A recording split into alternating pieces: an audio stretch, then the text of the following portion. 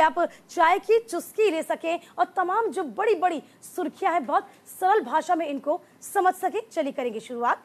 एक इंटरव्यू में पीएम मोदी ने बड़ा बयान दिया, कहा गाली खाकर बना हूं अब गाली प्रूफ। दैनिक जागरण ने इस खबर को जगह दी। पीएम मोदी ने चुनावी रैली में विपक्ष की भाषा को लेकर कहा, विपक्ष नेता मुझे गाली देते हैं, मुझे मौत का सौदागर कहते हैं और गंदी नाली का कीड़ा कहते हैं।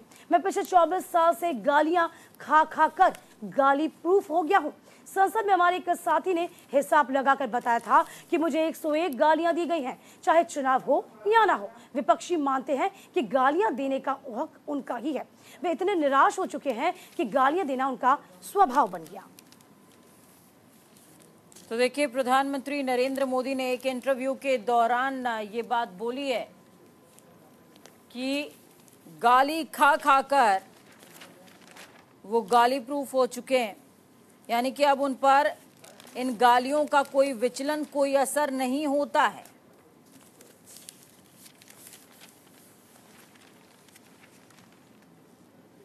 इस दौरान उन्होंने विपक्ष पर भी निशाना साधा है।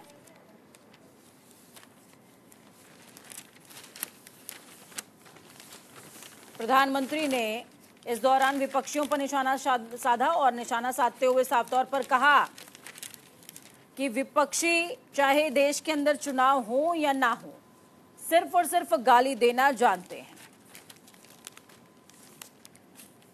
देखिए, यहां पर प्रधानमंत्री नरेंद्र मोदी की वो खबर छपी हुई है जिसमें उन्होंने साफ तौर पर कहा है, टीएमसी पर भी निशाना साधा है और तमाम विपक्षियों पर भी निशाना साधा है।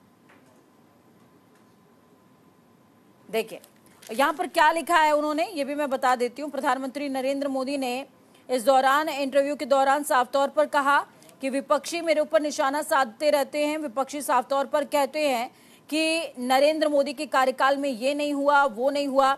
बहुत सारी चीजें उन्होंने कोड करी है यहाँ पर। और इसके अलावा विपक्षियों पर निशाना साधते हुए प्रधानमंत्री नरेंद्र मोदी ने कहीं ना कहीं पश्चिम बंगाल में टीएमसी सरकार को भी निशाने पर लिया है और उन्होंने ये दावा भी किया कि पश्चिम बंगाल के अंदर भले ही ममता सरकार लाख दावे कर ले, पर इस बार बीजेपी बेहतर प्रदर्शन करने जा रही है। दीपिका, देखो देखिए, इस बाबत आप इस इंटरव्यू को देखेंगे, सुनेंगे तो आप पाएंगे कि आरक्षण को लेकर प्रधानमंत्री मोदी ने एक बार फिर से विपक्ष को कटघरे में खड़ा किया। उन्होंने कहा कि आप जाति के आधार पर अल्पसंख्यकों को वोट देने की बात करें या फिर आप ये कह रहे हैं कि जो 50% का कैप है वो भी हटा दिया जाएगा।